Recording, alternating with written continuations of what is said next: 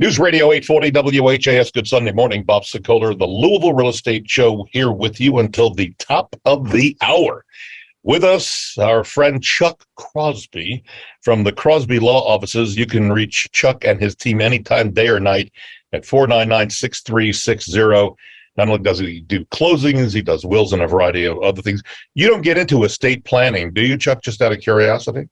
No, that would require a certain knowledge of taxes, and I just don't have that. Got it. Understood. No, just anymore. Also here, in for Randy Rocky, who's off today, is Andrew Wilson, who's a loan officer over at Swan Financial. They do a fabulous job getting the loan to the closing table, and you can reach Andrew directly at 270-933-2280, and we will be giving out Andrew's number multiple times throughout the show. So, Andrew, Chuck, thanks for joining us. Appreciate it. You can reach me, Bob Sokoler, anytime on my cell phone, 376-5483. Son Greg has the morning off because it's already working, so it's really not off. He's actually working. The big top news story this week, as anticipated, the Federal Reserve raised short-term rates by 0.75 basis points, which is basically 3/4 of a point, which is another big jump. So, Andrew, how does that directly affect because I know we got a lot of people wondering, interest rates, they actually jumped up last week to above 6%. How's that going to impact interest rates in the long term? Will they go up? Will they go down? Do we even know? I think that's a great question. I think the real answer is we don't know. Last time that there was a rate hike, rates did not go up the full 0.75% that we thought they would. There was a little bit of the banks prematurely priced some of that in there before the actual hike, so it wasn't as bad as what we thought. Rates are cyclical. What goes up will come down. Yeah. I think we've seen that historically. So short term, I do think interest rates are going to rise. Eventually, I do think they'll come back down. So. All right. Well, that's good news for anybody who's a buyer. It certainly has slowed down the market in terms of homes selling. For sellers, you'll still get your price. May not be as much or multiple offers, but you're going to get a good price because that's just the way things work. But for buyers, this gives you a chance to have an even shot at buying a home that you like. We move over to Chuck Crosby with our questions. We're doing this Zoom show because we're still in a COVID atmosphere. Even though the president says COVID is now a thing of the past, we are still doing it via Zoom, which means you have a question, send me an email, bob@wesellouisville.com. And then what happens is in the subject line, put the radio question, put the actual question in the body, comes to me, we use it on the air, and we get the answers from people like Chuck Crosby. And Tommy writes in, he heard our show last week. We talked about water problems. Tommy's neighbor's house and land drain onto Tommy's property. It creates a small pond in the backyard when there are heavy rains. So Tommy wants to improve that part of his property to create a playground area for his kids, Chuck. But the water problem is a concern, and he is wondering, how does he address this with his neighbor? And he asks, is this another high diplomacy issue? Yeah, did the neighbor recently do anything that changed the water flow? If there was something that they have done that changed the water flow that could be, damaging his property, well, yeah, there may be something along those lines you could go after. Normally, if there's drainage issues, such that you have standing water in the back, always best check with MSD. Maybe there's something that is part of their plan that they have to go back and fix. Saw something like that a couple weeks ago where everybody was, saying, hey, wait, the water has shifted in this direction. It turned out to be an MSD issue, and they went in and fixed. But in this, if the neighbor hasn't done anything, that's an apple pie diplomacy kind of thing. But I'd go with a plan and a pie. You can't just go say, oh, hey, I want you to fix my problem. If it's, I know in my backyard, we had a bit of a lake. We had it filled. They came in, filled it, seeded it. And now we have a nice backyard without a pond. If you sell, will you have to disclose that you had a backyard that had a lake in it at one time? Just curious. A lake, it depends on. Yeah. I mean, if you just had, 10 inches of rain and it's piled up there for a day or two, that's one thing. If after every, quarter-inch rain you have standing water, that might be an issue. I have seen it where a sale has literally been set aside because the back part of the property would flood anytime it rained whatsoever. Got it. So, yeah. Got it. All right. I just want to see how you would handle something like that. Andrew, listen carefully to this question. It comes from Sandy, who wrote us. And this is kind of an interesting question. I've never seen this on our show. And if you're new, by the way, to our radio show, when we talk about pie diplomacy, just thinking about this, you may not realize what Chuck is talking about is either buy or bake a pie and walk it over to your neighbor and then ask, once you hand it to the neighbor, hey, do you mind doing this or that, and see if that can't help smooth the way for a yes from them. That's backyard or pie diplomacy. I would certainly be willing to talk to someone about any issue if they bring pie. May not change my mind, but we'll talk about it like two human beings over pie. There you go. And maybe a cup of coffee or tea. Yeah, I knew you would. All right, so Sandy writes us. She's a 53-year-old full-time professional and in a rather fortunate but tricky situation. She says she wants our help.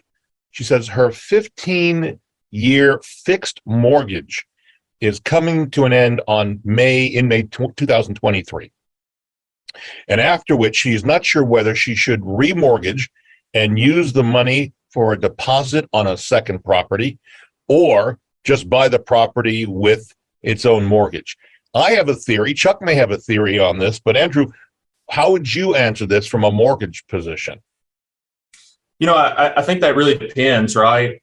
What do her bank accounts look like? Can you put 20% down on the rental property without pulling equity out of your home? Also, what do those secondary or investment property rates look like? I mean, any investment property that you buy with a mortgage, that interest rate is going to be higher than a primary residence. So on your total expenses, can you offset some of that higher interest rate by doing like a cash out refinance, putting more down and taking the lower owner occupied rate on your own home? Got it. Okay. So Chuck, do you have a thought on this before I give you mine? Well, it's not so much a legal issue at all. Yeah, no, I get that. Yeah. So let's hear yours. I was going to say, check with your accountant or financial planner, because they can advise you whether you need an interest rate deduction, which is what refinancing or creating a new mortgage on another house. Because I think it's all based on, and many things aren't true what you talk about, but it's also based on what your financial position is and how you want it to be as you're near retirement. So that would be my suggestion. I think that it's important. By the way, if you want to talk about selling your home, easy to do. You can reach out and call me at 376-5483 or go to bobsellmyhome.com. And then there's ways to do it, ways to reach out to me. And certainly we'd love to talk to you and just set up a free, no obligation meeting. Barbara has a question specifically for you, Chuck. She says, my mom passed away in January of 2018. My sister and I are joint heirs to the property, and we have filed an order determining homestead. I'm not sure what that means. Do you know what that means as an attorney? We have a filed order determining homestead. Okay, that's an issue that only relates to in Kentucky. Only to a bit of a tax exemption, and if you're in federal court doing bankruptcy, there's a homestead exemption. So I'm not sure exactly what they're talking about there. Well, here's where it gets tricky. She says on February 2019, my sister went behind Barbara's back and filed a quitclaim deed, signing my mom as the first party and she being the second party. I was told, apparently, she said, by an attorney to file a petition setting aside the deed. I told my sister that I found out what she did. She said she was told the only way to correct this was to file another quitclaim deed and add my name on it. And she's wondering, is this correct? When we all think about how our day is going on a Sunday, think about people who have problems like this, which This is tough with the sister going behind the back, quit claim deeds with deeds going back and forth. Chuck, is there enough information there for you to give us an idea of what she really needs to do? Not really, because I mean, was the sister trying to commit fraud? That's what I think the intent was in the email she said. Yeah, and you always hear that from one side. I'm saying that, not saying that lying. I'm just saying that maybe they misunderstood or there's some emotion involved. So with that aside, I mean, if there's fraud, if it's a crime, you call the police, and then, get your lawyer and file the lawsuits as the case may be. But if the sister's willing to correct the issue, well, obviously a deed from mom who's been dead for 4 years to her is invalid. That's not a real deed. So the way I would handle it is get an affidavit of descent, put that together saying these are all the heirs of this lady who passed and that this is her property, and then get a deed from the two of them to the two of them. Which of course would include spouses if there are any. And then that sets everything to right. So if there's no crime that's trying to be committed, it was just stupidity, that would be kind of the way to set it right. If there was an attempt at a crime, there might be other directions to go. And then you have to decide after you get this straightened out, how do you mend the sisters' relationships with each other? Yeah. That's a tough thing. Yeah. Started practicing. My mom and dad wanted me to do something. And I get in front of Judge Potter and he sits me down and he says, Chuck, no matter which way you go with this, you got to handle it very gently because you still have to see him on Thanksgiving. You hope. Right. You got it. All right. We move back over to you, Andrew. This one's coming in. Dave has an interesting question. He's a first-time home buyer, and he's wondering, how does he qualify for a loan? What exactly is the process? Pretty simple question, but for a first-time home buyer, it could be kind of daunting. What's the easy answer on how he qualifies for a loan? Well, other than just picking up a phone and calling a loan officer. Yeah, I mean, so the first step is usually to fill out a loan application. It does take 15 minutes or so. A lot of lenders have online applications that they can send you. You can do them on your own time, or you can get on the phone with a lender. We'll take one over the phone. I'll take one over the phone typically. The information is just, name, date of birth, social security number so that we can pull your credit, housing history, 2 years, work history, things like that, just so that we can get to know your situation a little bit better. And then we'll look through the credit report. We'll look through your earnings. We'll collect things like pay stubs, W-2s, things like that. To get a better picture of your income and your debts and your total financial situation. That's really how the initial consultation goes. So, okay, simple enough for us, but hopefully for Dave, it's now giving him a clear path of how he needs to move forward. We're going to take a break. When we come back, a question from one of our listeners, and Chuck, this is for you. Just think about this for a moment. A power company wants to cut down trees on Samantha's property. Can Samantha legally stop the power company from trimming and cutting down trees? We'll answer that question with Chuck in just a moment. But first, a reminder, you're listening to the Louisville Real Estate Show, and with us is Chuck Crosby from the Crosby Law Offices, and his number is 499-6360. Andrew Wilson is in for Randy Rocky over at Swan Financial, and you can reach Andrew at 270-933-2280. And you can reach me, Bob Sokoler, anytime on my cell phone to help you sell your home or find another home at 376-5483. We're back in a moment on News Radio 840 WHAS. News Radio 840 WHAS, the Louisville Real Estate Show, here with you till the top of the hour. And continuing with us, Chuck Crosby, the Crosby Law Offices at 499-6360. They do a great job of getting you closed, and you can pick the closing attorney that you want, and I would highly suggest you give Chuck a call. Also, in for Randy Rocky over at Swan Financial is Andrew Wilson. He's a loan officer over there, and you can reach him directly at 270-933-2280, and you can reach me, Bob Sokoler, anytime on my cell phone at 376-5483. You may have heard the new Barbara Corcoran commercial run just a few minutes ago. We love Barbara. Greg and I were up to see her, a month or so ago, had a great time. And we've got a video coming out on the making of this new commercial that'll be airing down the road on TV, coming out very soon. So a listener asks us, power company wants to cut down her trees in the backyard to make room for the power lines. I guess they may have cut power in the neighborhood once or twice.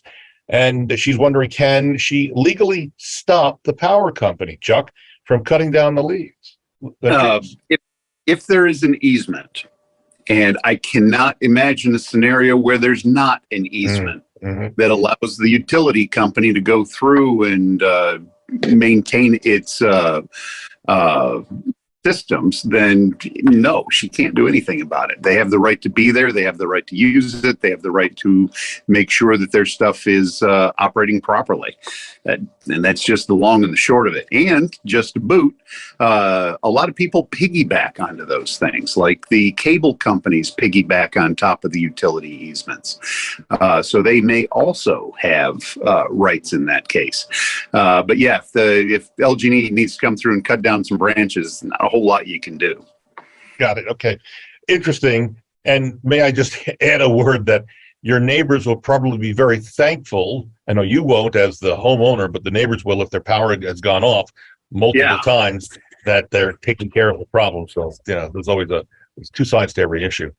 All right. So we move Andrew over to you. Brad is a Dave Ramsey follower and is wondering how much of a home can he, Brad, afford. So Dave Ramsey, in case you don't know, suggests that a monthly mortgage payment would be 25% or less of the monthly take-home pay that you earn as a new homeowner. So, for example, if Brad earns $5,000 a month, good for him, the mortgage payment should be no more than $1,250. So that's the 25%. So what do mortgage companies think of Dave's thinking? Andrew, what do you say? So we deal a lot in gross instead of net, and typically they'll say your front end ratio on an FHA loan should be below 40. That's not a hard rule. Wait, 40%. 40%. What? Give us a little more detail there. Yeah, of your monthly gross income. Got it. Okay. So with that, you've got to look at your total monthly expenses as well. If your car is paid off, if you don't have a credit card, if your total monthly expenses are lower, you might be able to bring that house payment up. If you've got a lot of student debt that you're paying on, if you've got a lot of credit cards, things like that, really that number moves, right? Yeah. Based off of how much debt do you have other than the housing expense? How much are you comfortable affording? A home is an investment, right? It appreciates in value over the years. Typically, we have debt ratios that we follow, but I think the picture is a little bit bigger than, how much house. Yeah, no, I'm with you. I got you. The monthly earnings. Now, Dave Ramsey's very conservative. He's actually gone bankrupt once or twice in his lifetime. So what I would tell you, and I think Andrew's on the right track, is really sit down with the loan officer and see what their guidelines are, and then see how you feel if you're comfortable with a certain payment, and make sure, obviously, that it would be approved by a mortgage company or a loan officer and their group. I think that's the simplest way to do it, don't you think, Andrew? I agree. All right, we move forward. Chuck, Tony is asking, he says, I'm looking for a property to buy. He only has $30,000, but doesn't know what steps to take. He's asking, does he need a realtor, or should he hire an attorney? Go out on his own, find the property, and then hire an attorney to close it. $30,000, not a whole lot in today's market. How would you advise it, Chuck?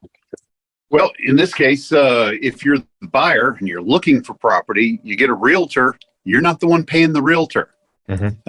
So by all means, get a realtor. That's who finds houses for you. My understanding is the statistics are the realtor earns his value. So, you're going to get a better house. You're going to have more opportunity to, get the experience from somebody who's done this on a number of occasions. I get people calling me all the time and say, hey, I don't want to use a realtor, but I need to find a house. It's like, well, get the realtor. You're not paying them. The seller's going to be paying for them. Now, there are, of course, situations where that might be reversed, but typically that's the best route to go. And an attorney, I'm not going to be able to find you a house. That's just not what I do. I'm not a salesman. I don't, that's what realtors were created for. Yeah, you don't have access to the multiple listing service, which has all the things. All right. Good answer. Yep. We move forward, back over to Andrew. Pamela, first-time home buyer, is writing us, what is the difference between being pre-qualified and being pre-approved? A lot of people, including some realtors I know, intermix those two words, pre-approval and pre-qualified. How would you define both of those, Andrew? Yeah, so it's really how deep we delve into the information that you give us, right? So pre-qualification is, I'm asking how much do you make, and you're just telling me, and I'm taking your word for it based off of the information that you gave me. This is what you qualify for, right? On a pre-approval, I'm taking that information and then I'm actually getting bank statements, I'm getting pay stubs, I'm getting W-2s, I'm verifying that the information that you gave me is correct, and then I can write a pre-approval based off of my findings. So a pre-approval is one step further than a pre-qualification. It's verifying that what the information that you've given us is true and it's more solid. Andrew, will the letter that is produced by the mortgage company or like yourself as a loan officer say whether it's a pre-approval or pre-qualification? They should specify, because those are two different things. I'll tell you, especially right now, I'm not doing pre-qualifications. I'm only doing pre-approvals. If you want a letter with my signature on it, I do want to verify that everything's correct. My letters do say pre-approval on them. But they should specify.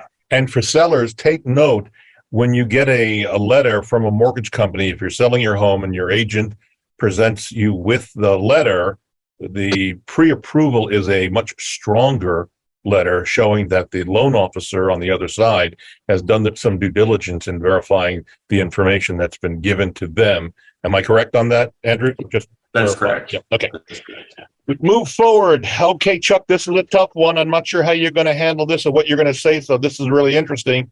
Avery wrote us an email. He's saying, my aunt passed away, gave her house to my uncle. I guess that's the aunt's brother in her will.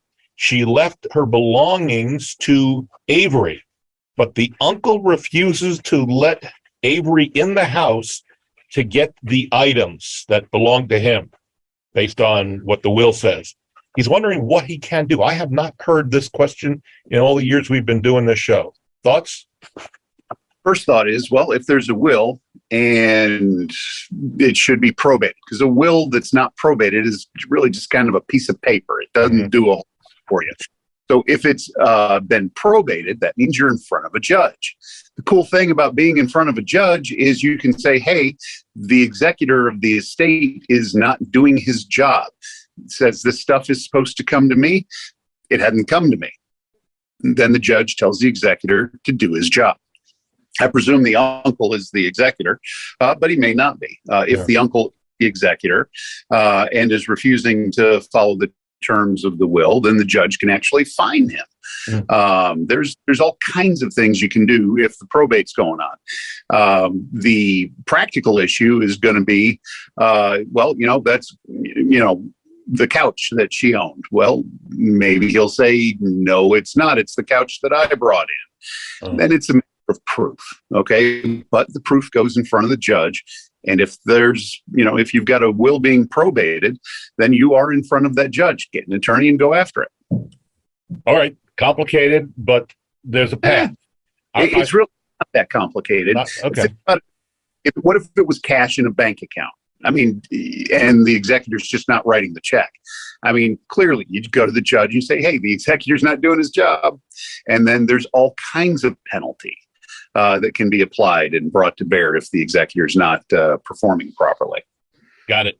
If you're thinking about selling, by the way, we have a free no obligation at Selling Your Home. We have a free no obligation booklet that has hundreds of useful tips. If you'd like a copy, send me an email, bob@wesellouisville.com, and put selling tips in the subject line. All right, I think this is the final question. Madeline is about to buy a new home, Andrew, but is currently searching for a mortgage. She's heard from friends that if she chooses an FHA mortgage, she'll be less likely to get the offer approved by the seller. She's wondering if that's true and why is that a problem? So we hear this all the time. What's your take on it as a loan officer, FHA versus conventional versus even VA? An FHA loan is a great product, right? It is insured by federal housing. It's backed by federal housing. So it is a government-backed loan. Yeah, I mean, the inspections, the appraisal, it is a little more in-depth. I don't think those are bad things. An FHA loan is a great loan. So. Yeah, it's just we hear, I mean, as a seller's agent, I hear on a regular basis from people that I don't want to work with an FHA loan. There's just extra hurdles to go through.